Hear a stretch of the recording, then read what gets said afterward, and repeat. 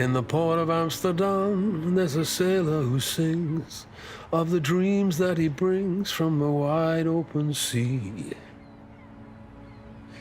These are the words of the great Belgian songwriter, Jacques Brel. I'm Sting, and tonight I'll be walking in those dreams from the wide open sea all the way along the canal to Amsterdam's grand palace of art, the Rijksmuseum.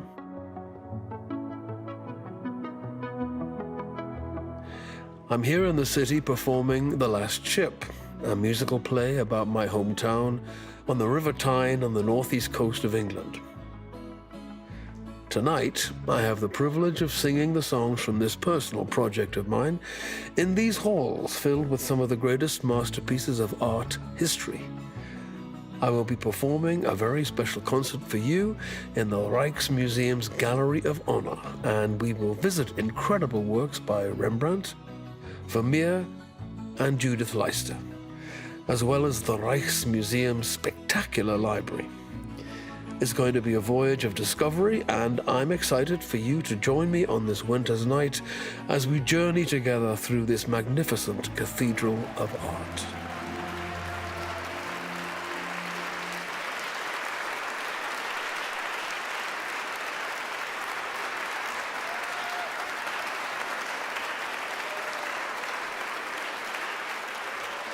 Thank you. I would just like to say what an extraordinary privilege it is to be in this hall surrounded by masterpieces, and especially this thing behind me, the Night Watch by Rembrandt. I never expected I'd ever play in a place like this.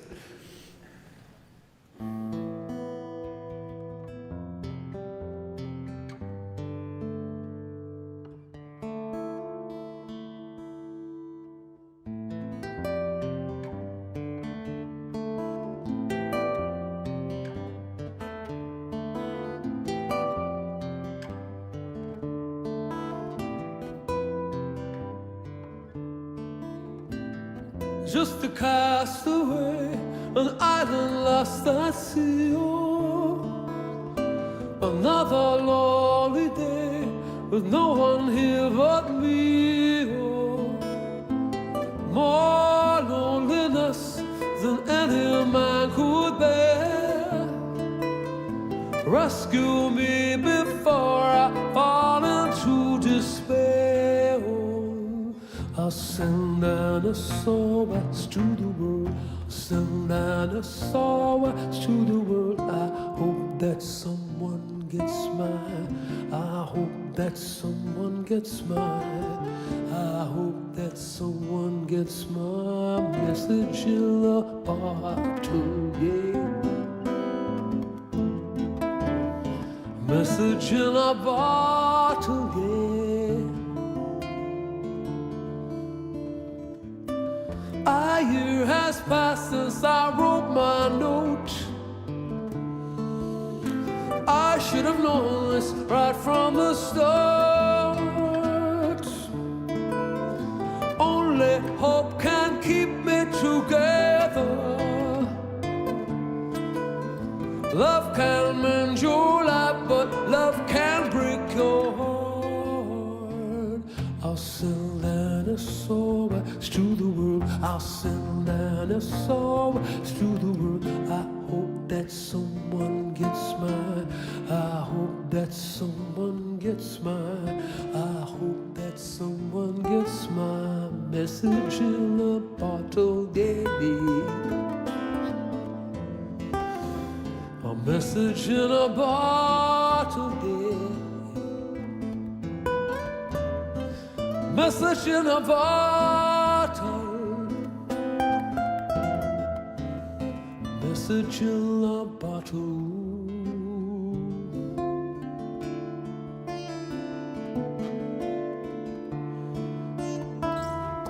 Walked out this morning, I don't believe what I saw. 100 billion bottles washed up on the shore. Seems I'm not alone in being alone. 100 billion cast away, looking for a home. I'll send dinosaurs to the world. I'll send dinosaurs to the world. I hope that someone gets my, I hope that someone gets my, I hope that someone gets my message in a bottle, yeah. Message in a bottle, yeah, yeah, yeah, yeah. Message in a bottle. Message in a bottle. We're sending out an SOS.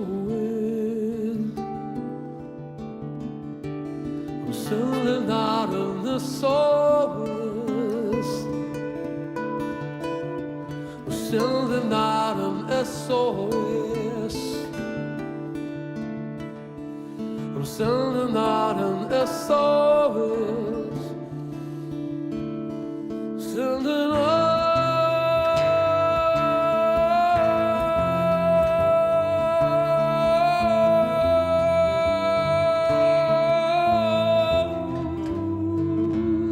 Sending out an SOS.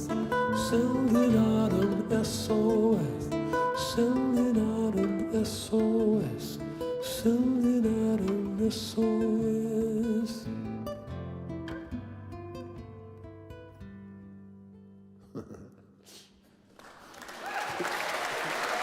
Thank you.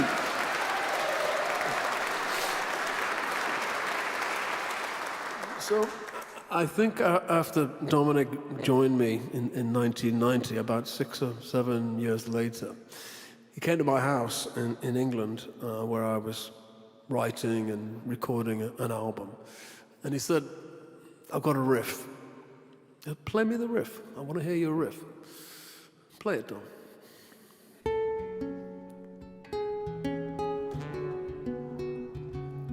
I said, stop there. That's fantastic. Let me write a song around that riff. Music for me is like, it paints pictures. Music paints pictures and stories, narrative. And this song is called The Shape of My Heart. Dominic, take it away.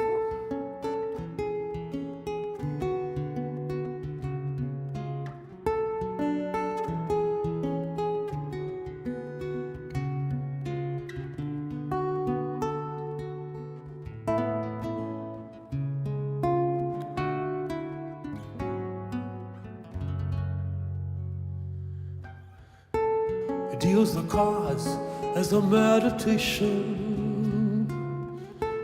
Those he plays never suspect. He doesn't play for the money he wins. He don't play for respect. He deals the cards to find the answer. The sacred geometry of chance, the hidden laws of a probable outcome, while the numbers lead a dance. I know that the spades are the swords of a soldier. I know that the clubs are weapons of war. I know the diamonds mean money for this art, but that's not the shape of my heart. He may play the jack of diamonds, he may lay the queen of spades, he may conceal a king in his hand, while the memory of it fades. I know that the spades are the swords of a soldier. I know that the clubs are weapons of war. I know the diamonds mean money for this art, but that's not the shape of my heart. that's not the shape of my heart.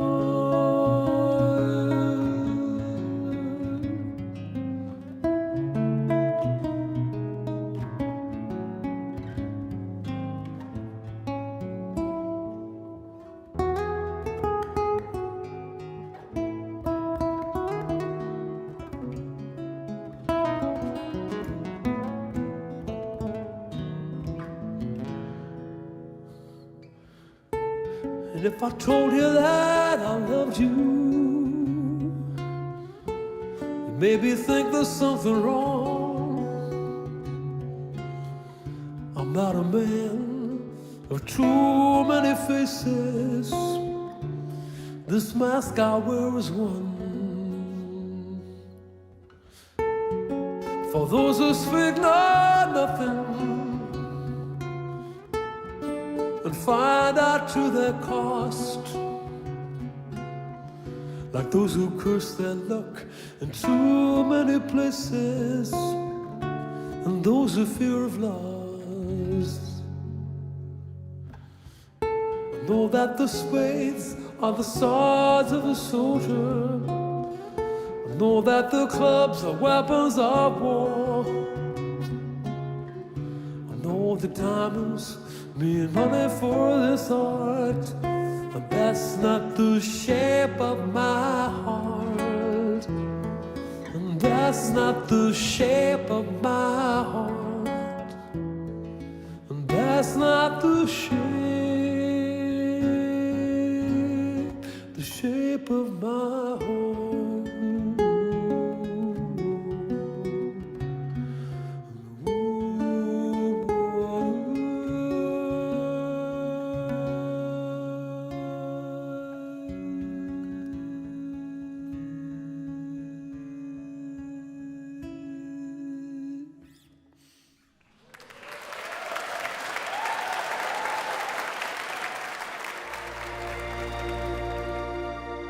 So the story of The Last Ship, my personal story, began because I was born next to a shipyard.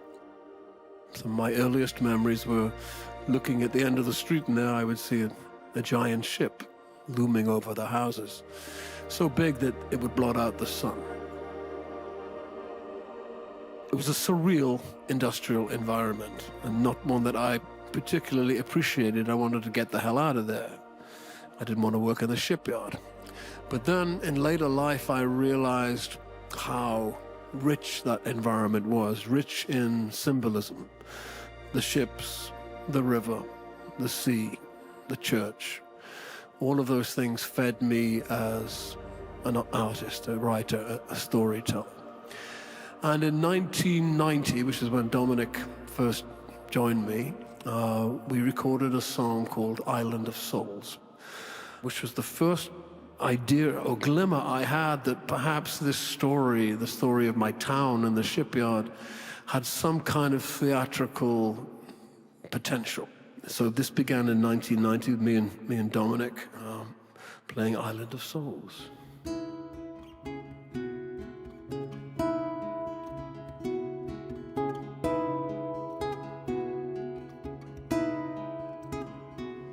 Gideon was born with inside of the shipyard, the son of a riveter's son. And Gideon was raised as the ship grew a shadow. Her great heart would blot out the light of the sun.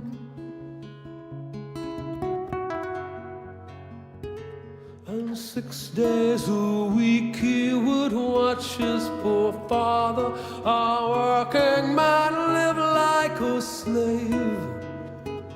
He'd drink every night and he'd dream of a future of money he never would save. Gideon would cry when he thought of the future. Soon came a day when the bottle was broken that launched the great ship out to sea. He'd watch it sail out past the bend in the river, the town that he desperately wanted to flee. What else was there for a shipbuilder's son? New ships to complete the work to be done. One day he dreamed of a ship in the world that would carry his soul to the sea, to a place he would never be found, to a place far away from this town.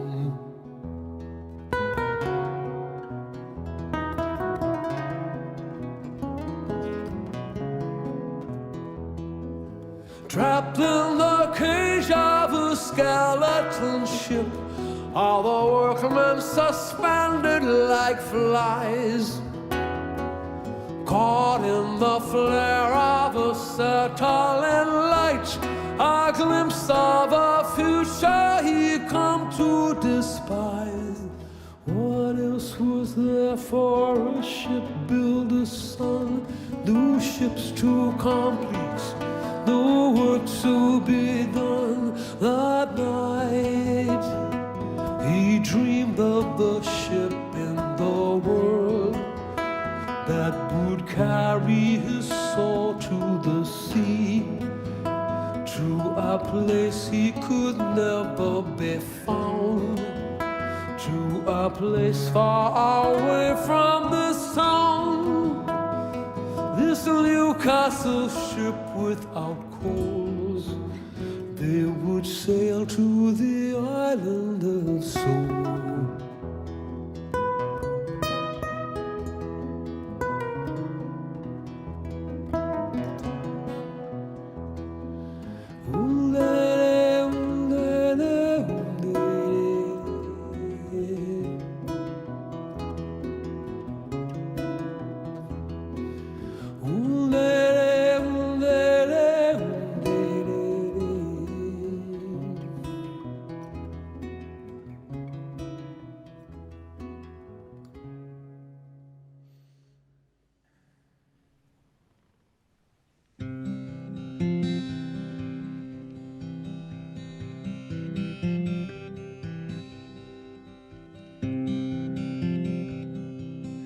My grandmother lived in Wallsend, and she kept her books on shelves that ran from the floor to the ceiling in an alcove by the fireplace, and she would spend much of her time in her armchair, a book in hand, her tortoiseshell reading glasses perched on the end of her nose, with a tower of books looming behind her, a testament to her learning. She never threw a book away, but she lent me Robert Louis Stevenson's Treasure Island.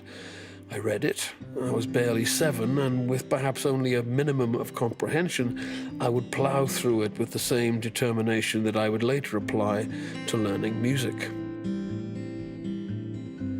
Standing in this incredible neo-Gothic library, I think of my grandmother and how she would often tell me that if I had any brains at all, then I must have gotten them from her.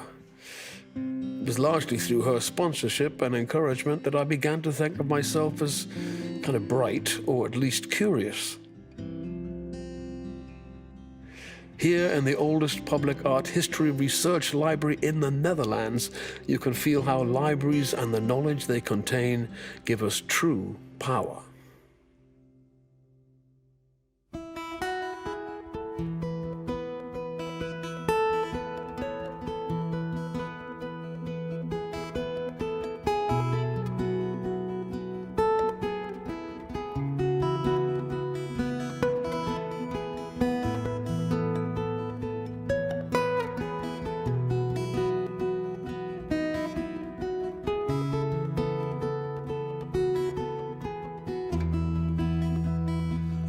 Watch the western sky, the sun is sinking, the geese are flying south.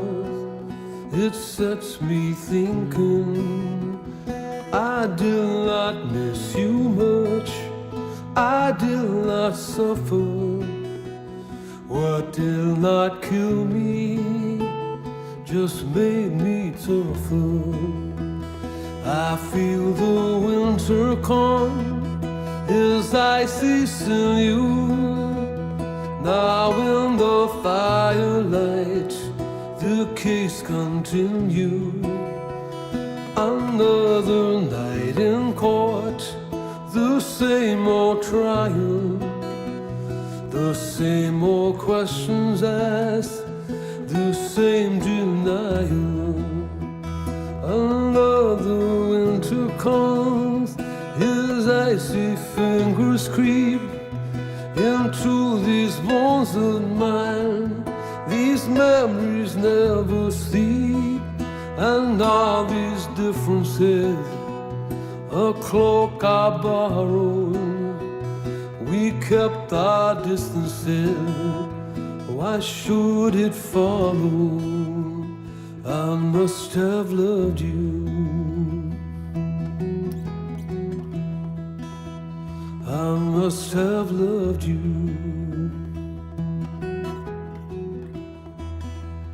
I must have loved you.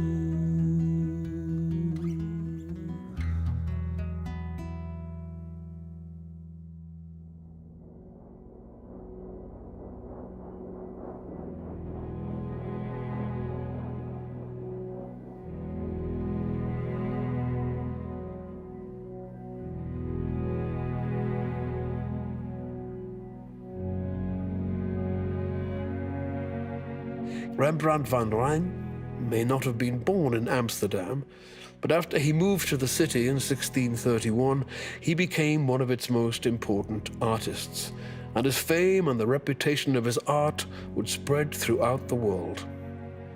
Rembrandt's great masterpiece, and indeed the very centerpiece of this museum, is The Night Watch.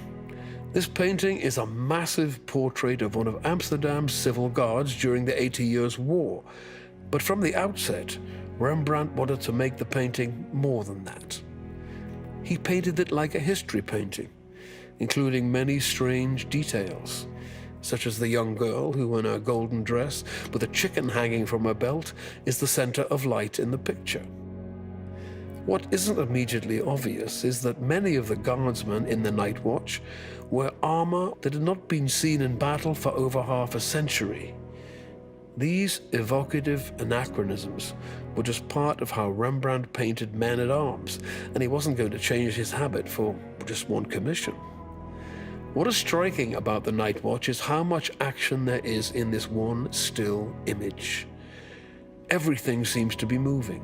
The drummer to the right of the picture is drumming, the musketeer to the left is loading his musket, and the small boy in the middle of the picture isn't just carrying a musket, but firing it. This is happening right behind the captain of the guards, who stands in the middle of the picture, giving the command with his left hand for his men to follow him in defense of their city, Amsterdam. Alone with my thoughts this evening, I walked on the banks of time. I wondered how I could win you, or if I could make you mine, or if I could make you mine. The weather was so insistent, with tales of a stormy south, when I spied two birds in a sycamore tree, came a dryness in my mouth, came a dryness in my mouth. For I am without rhyme or reason, two birds that rise up to fly.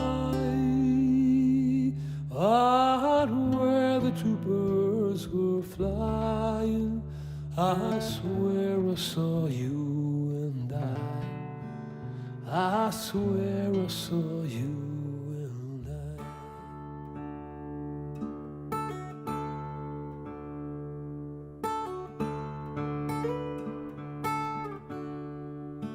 The story that The Last Ship tells is very important to me.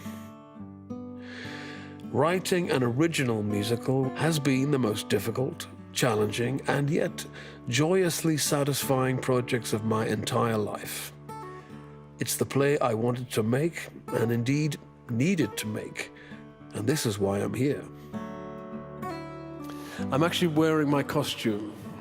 In the play, I portray a shipyard worker. This is what I wear every night. I'm not sure how appropriate it is in this building, but this is what I want to wear anyway. I want to sing the title song from our musical, The Last Ship, and it goes like this.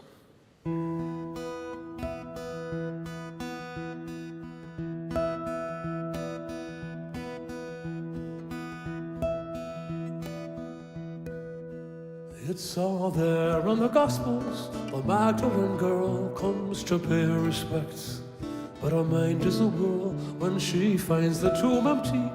The stone had been rolled, not a sign of a corpse. In the dark and the cold, when she reaches the door, sees an unholy sight. There's a solitary figure in a halo of light. He just carries on floating past Calvary Hill in an almighty hurry. Aye, but she might catch him still. Tell me, where are you going, Lord, and why in such haste? Don't hinder me, woman. I've no time to waste, for they're launching a boat on the morrow at noon, and I have to be there before daybreak. Oh, I cannot be missing. The lads will expect me. Why else would the good Lord himself resurrect me? For nothing will stop me. We have to prevail through the teeth of this tempest, in the mouth of a gale. May the angels protect us if all else should fail when the last ship sails. Oh, the roar of the chains and the cracking of timbers, the noise at the end of the world in your ears, as a mountain of steel makes its way to the sea and the last ship sails.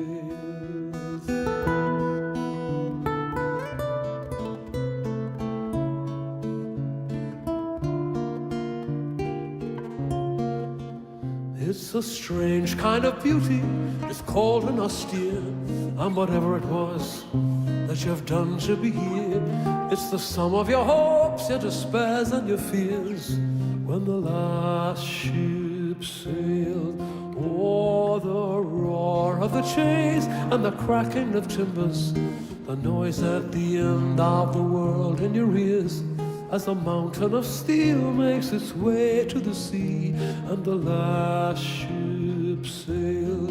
And whatever you've promised, whatever you've done, and whatever the station in life you become, in the name of the Father, in the name of the Son, and no matter the weave of this life that you spun, on the earth or in heaven or under the sun, when the last ship sailed, oh, the roar of the chains and the cracking of timbers, the noise at the end of the world in your ears, as a mountain of steel makes its way to the sea and the last ship sails. When the last ship sails.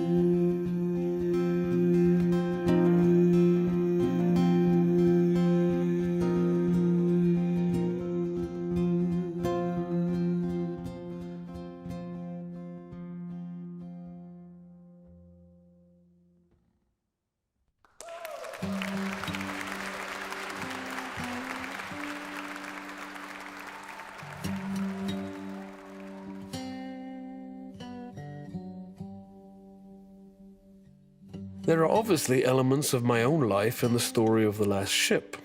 The lead character's name is Gideon, and that's quite close to my given name of Gordon. But his story and my story are not exactly the same. I live an international life. I come from a community, but I live outside of it. And hopefully, I can give a voice to a community whose story has not been told. This part of England I come from has changed hands many times over the centuries. between Scotland and England, the Saxons, the Danes, the Normans.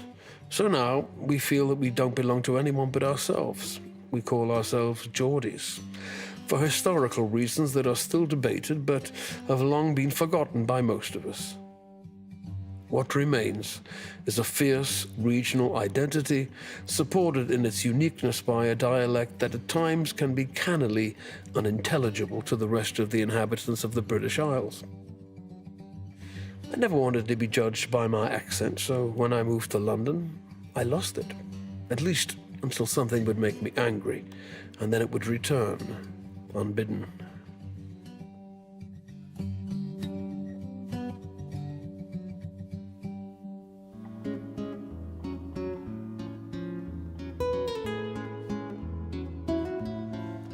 In the streets around here, there was nobody tougher than me.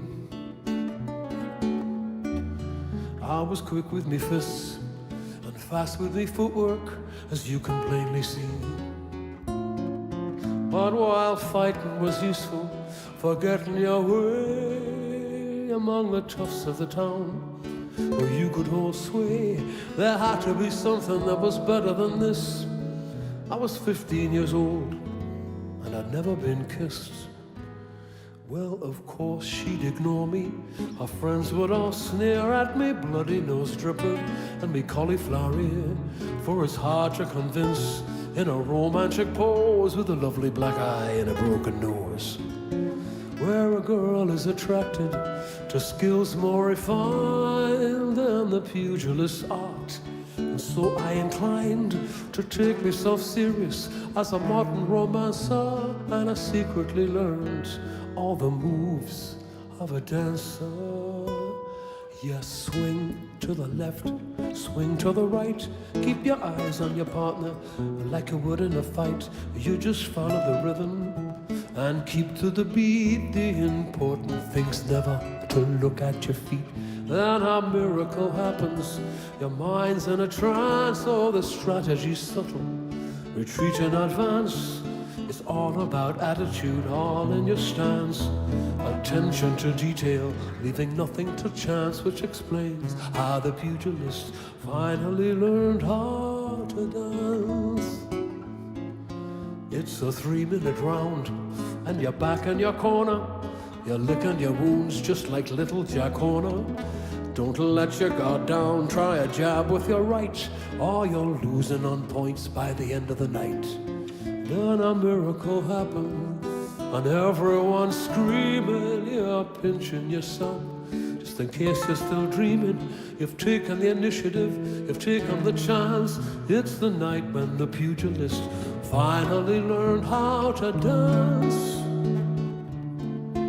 In a bout where the strategist's bridges were burned, where it seemed that his fortune had suddenly turned. 'Twas the night when this scrapper was suddenly dapper.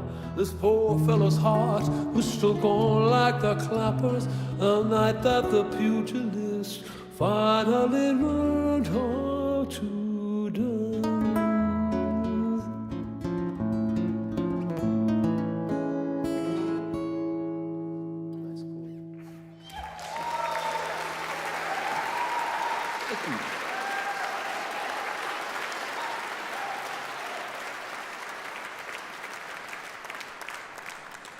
So in 1980, I had a basement flat in Leinster Square.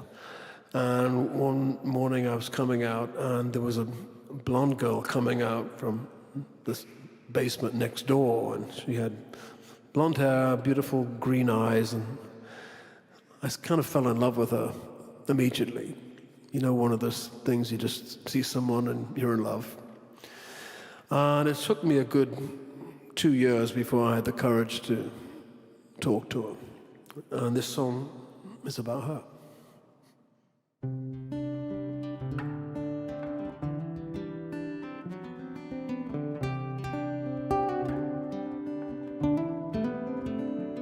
Though I tried before to tell her of the feelings I have for her in my heart,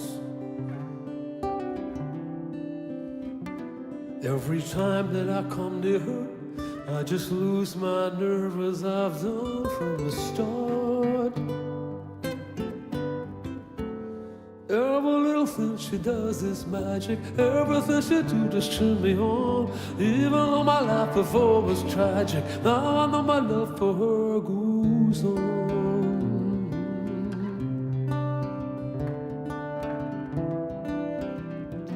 Do I have to tell the story of 1,000 rainy days since we first met? It's a big enough umbrella, but it's always me that ends up getting wet. Every little thing she does is magic. Everything she do just turn me on. Even though my life before was tragic, now I know my love for her goes on. Every little thing she does is magic. Everything she do just turn me on. Even though my life before was tragic, now I know my love for her goes on. I resolve to call her up 1,000 times a day, ask her if she'd marry me in some old-fashioned way. But my silent fears will grip me long before I reach the phone, long before my tongue has tripped me. Must I always be alone? Every little thing she does is magic. Everything she do just turn me on. Even though my life before was tragic, now I know my love for her goes on. Every little thing she does is magic. Everything she do just turn me on. Even though my life before was tragic, now I know my love for her goes on.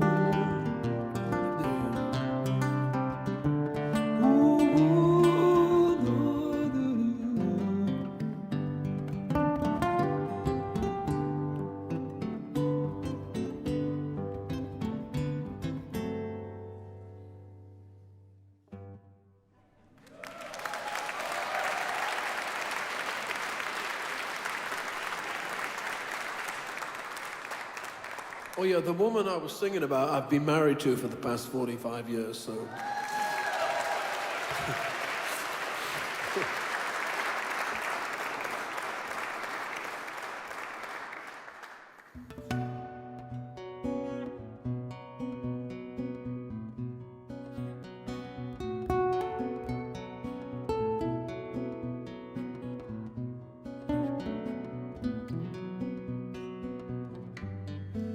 You remember me when the west wind moves upon the fields of barley, and you forget the sun in his jealous sky when we walk in fields of gold.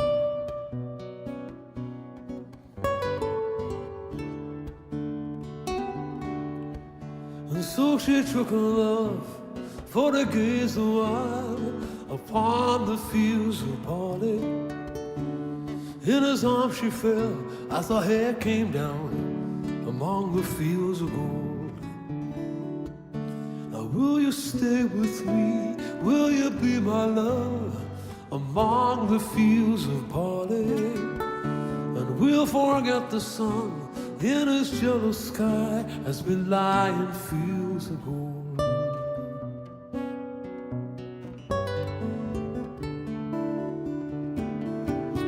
See the west wind move like a lover's soul upon the fields of barley. Feel her body rise when you kiss her mouth among the fields of gold.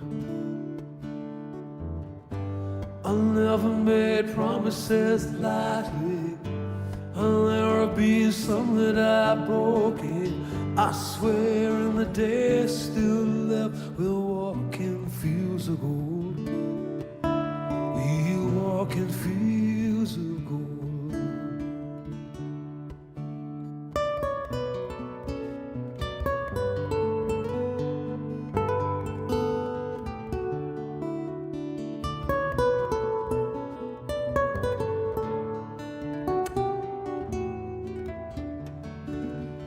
Many years have passed since those summer days among the fields of barley, and see the children run as the sun goes down among the fields of gold.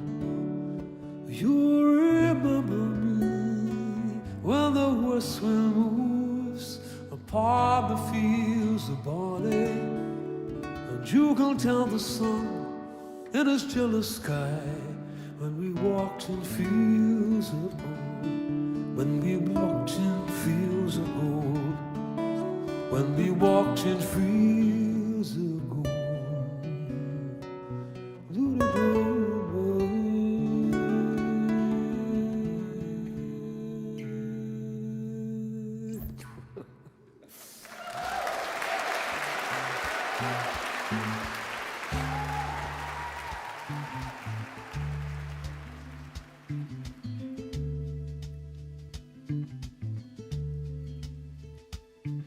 In 1699, the Vauban family produced a unique guitar for the circle of Louis XIV, who we hear was an accomplished guitar player himself.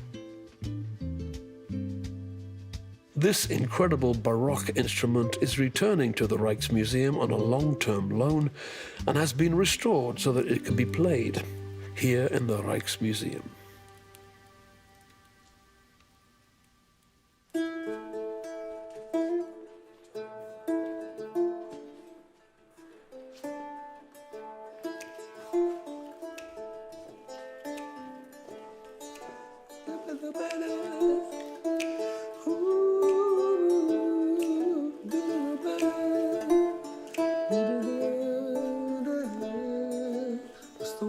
From Jerusalem, I walked a lonely mile in the moonlight, and though 1,000,000 stars were shining, my heart was lost on a distant planet. It was around the April moon, whirling in an arc of sadness. I'm lost without you. I'm lost without you.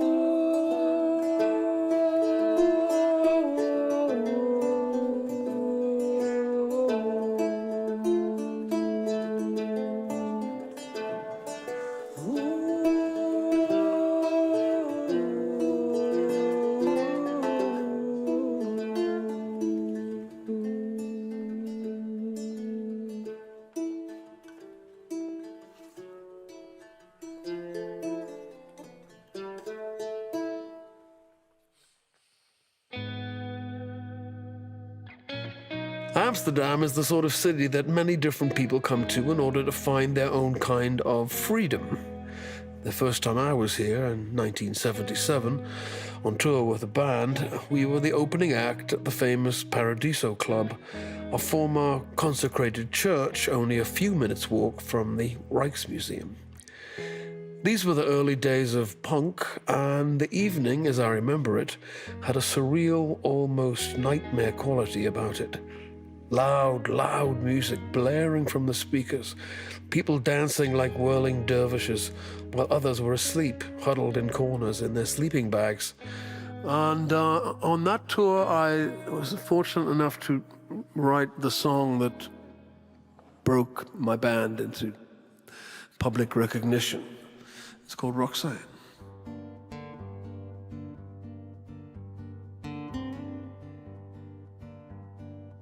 Roxanne, you don't have to put on the red light.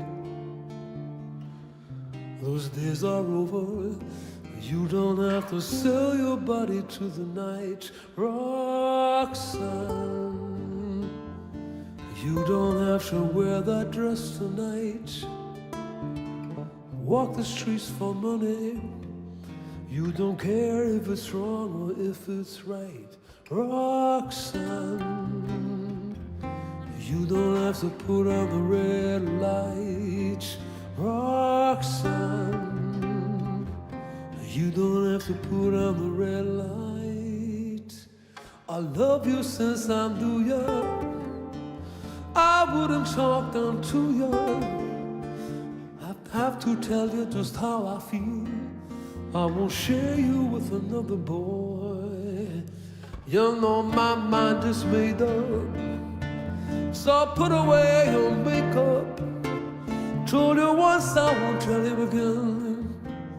It's a bad way, Roxanne. You don't have to put on the red lights, Roxanne.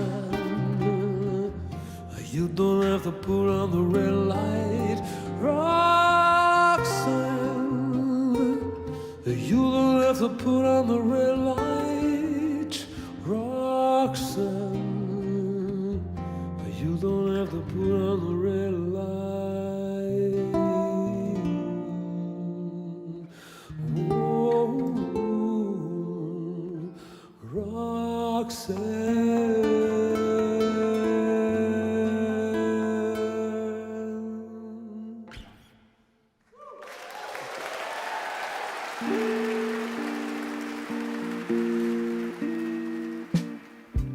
The 17th century in the Netherlands was not just the province of male painters. This was also a period where many women worked as artists, and yet, even if they were successful in their time, they could soon end up strangely and unfairly forgotten. The most extreme example of this chauvinism at play was in the case of Judith Leyster. In her day, she was highly regarded by her contemporaries as a brilliant painter of genre paintings, portraits, and still life. Leyster's story is bound to that of another famous painter from Haarlem, Frans Hals. In 1635, Leyster sued Hals for stealing one of her apprentices, for which Hals was fined by the guild. Hals' paintings are also in the Rijksmuseum Gallery of Honor, and Leyster's style is in some ways similar to his. Unfortunately, this meant that for centuries after her death, her great works were misattributed to him, until one day in 1893, when the Jolly Drinker was being restored in the Louvre, her signature was found on the painting, as clear as day. Now, in a more enlightened world, we are able to appreciate Leyster's mastery and devotion to her art without prejudice.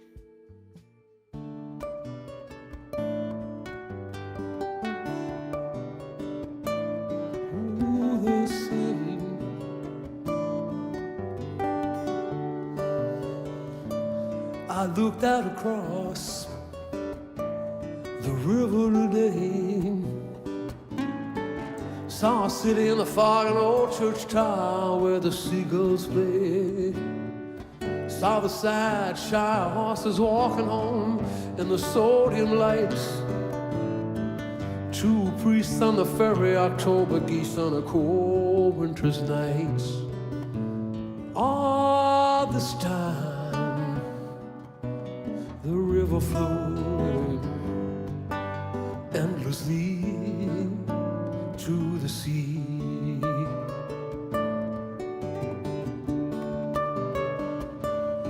The teacher told us the Romans built this place.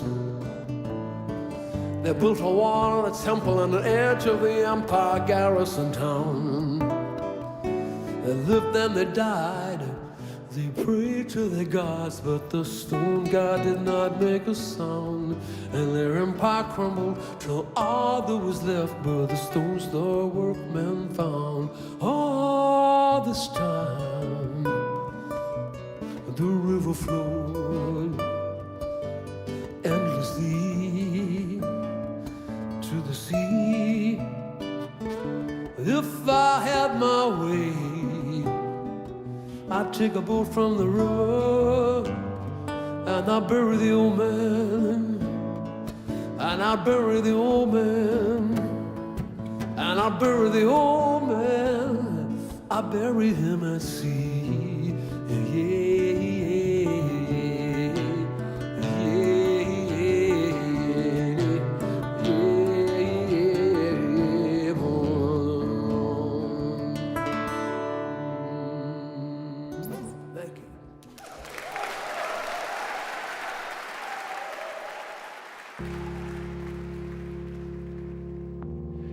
I think a lot of the world's greatest writers have benefited from a period in exile. Perhaps it makes one see the country you're from a little clearer than the people who've always lived there. and also enabling you to see the place that you come from with a little more clarity.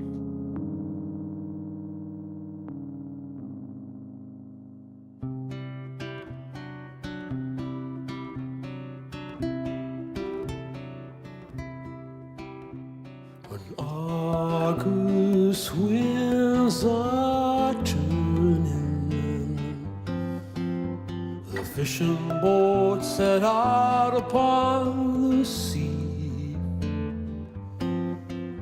I watch till they sail out of sight, the winter follows soon. I watch them drawn into the night beneath the August moon. No one knows I come here. Some things I don't share. I can't explain the reasons why it moves me close to tears. Or something in the seasons change will turn my head and find me wandering here. And in my public moments, I hear the things I say, but they're not me.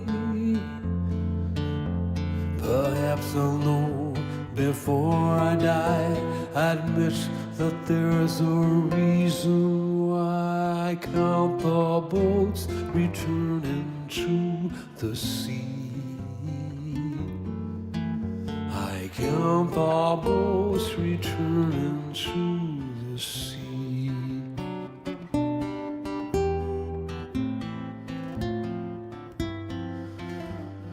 And in my private moments, I drop the mask that I've been forced to wear.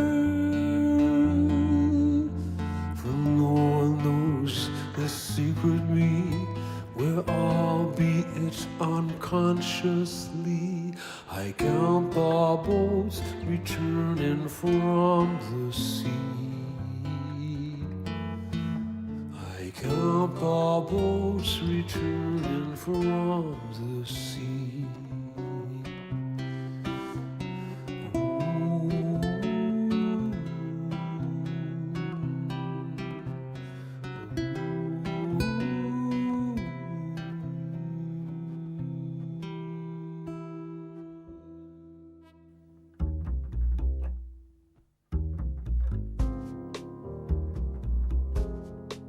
An artist who spent his whole life in his own community was Johannes Vermeer.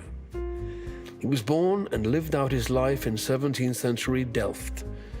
For centuries, so little was known about Vermeer that art historians dubbed him the Sphinx of Delft. He worked slowly, in part because he worked as an art dealer and as an innkeeper, and he had 10 children to feed, but also because of the painstaking precision with which he painted. Vermeer painted what are now called genre paintings of intimate, albeit subtly dramatic scenes of everyday life. These paintings are scenes from Vermeer's imagination, and yet all of them contain real elements either of the city of Delft or of Vermeer's studio and home. We know this since after Vermeer's sudden death, an inventory had to be drawn up of the contents of his house so that his debts could be settled.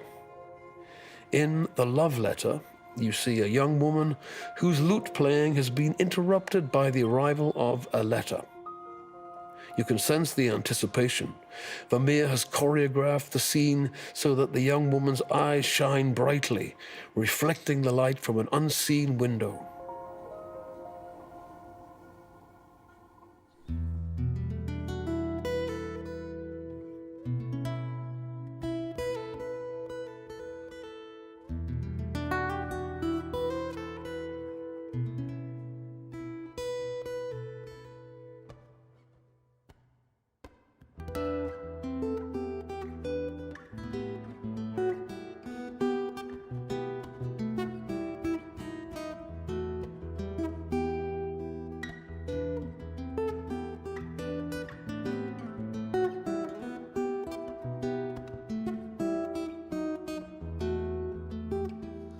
blood will flow when flesh and steel are one, drying in the color of the evening sun. Tomorrow's rain will wash the stains away, but something in our mind will always stay. Perhaps this final act was meant to clinch our lifetime's argument that nothing come from violence and nothing ever could. For all those born beneath an angry star, as we forget how fragile we are. On and on the rain will fall like tears from a star, like tears from a star. On and on the rain will say how fragile we are, how fragile we are.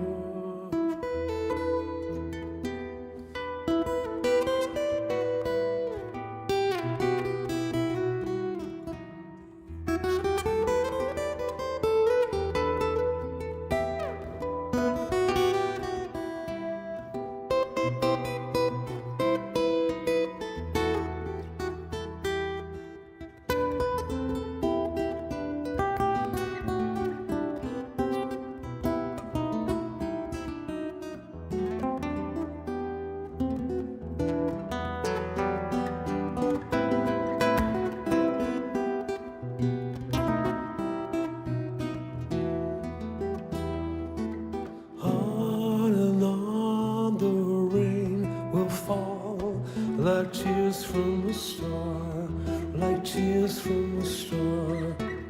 On and on the rain will say how fragile we are, how fragile we are, how fragile we are, how fragile we are, how fragile we are, how fragile we are, how fragile we are.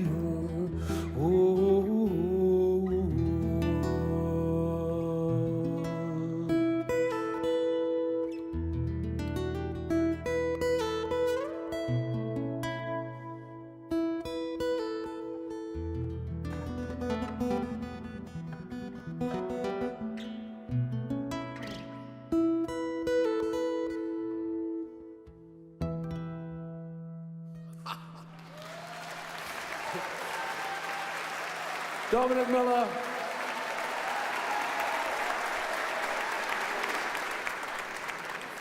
Okay, all right then.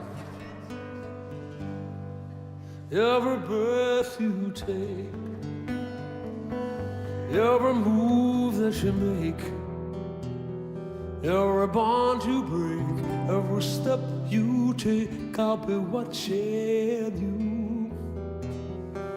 Every single day, every word you say, every game you play, every night you stay, I'll be watching you. Oh, can't you see? You belong to me. I'm a poor aches with every breath you take.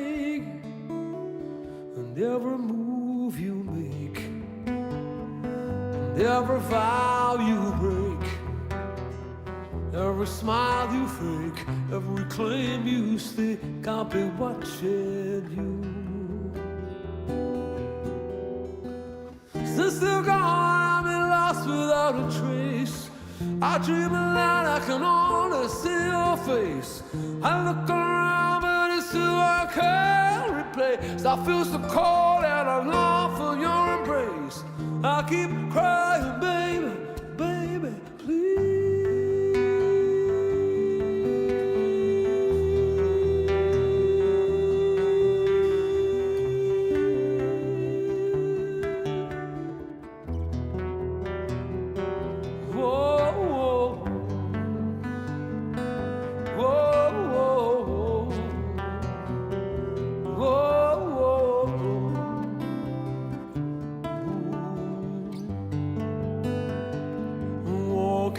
can't you see? You belong to me. I'm a poor heartaches with every step you take and every move you make, every vow you break, every smile you fake, every claim you stake. I'll be watching you. Every move you make, every step you take, I'll be watching you.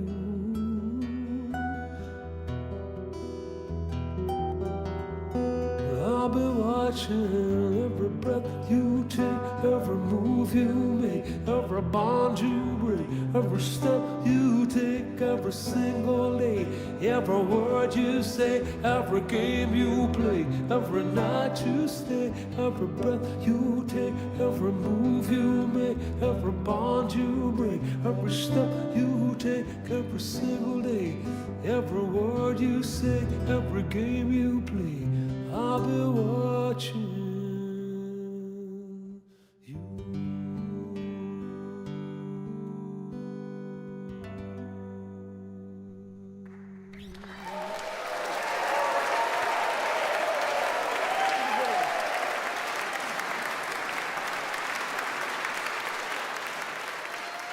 Thank you for joining me tonight here in the Rijksmuseum.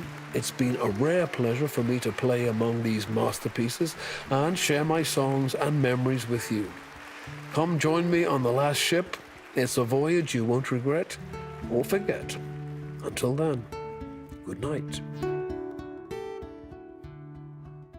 If he loved you like I love you, I would walk away in shame. I'd move town and change my name. When he watches you,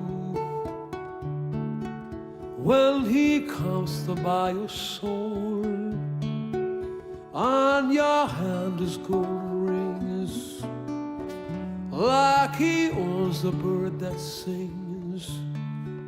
When we dance, angels will run and hide their ways. The priest has said my soul's salvation is in the balance of the angel, and underneath the wheels of passion I keep the faith in my fashion. When we dance, angels will run and hide their wings.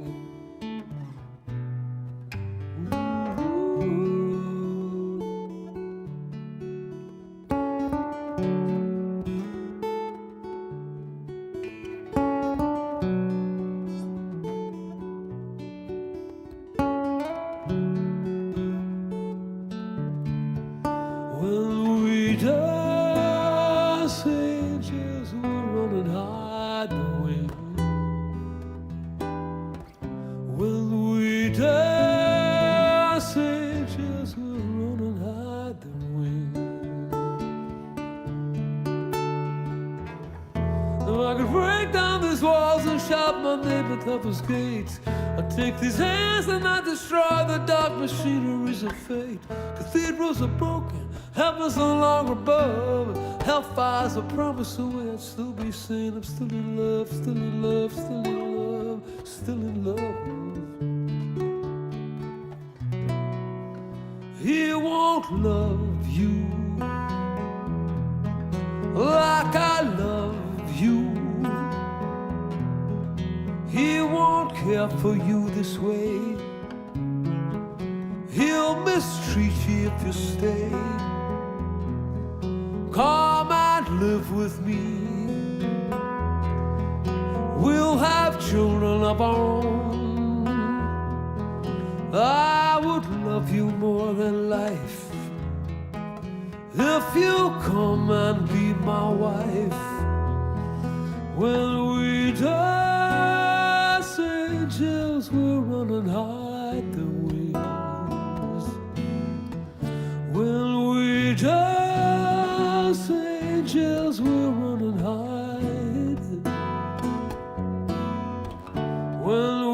dance, angels will run and hide their wings when we dance.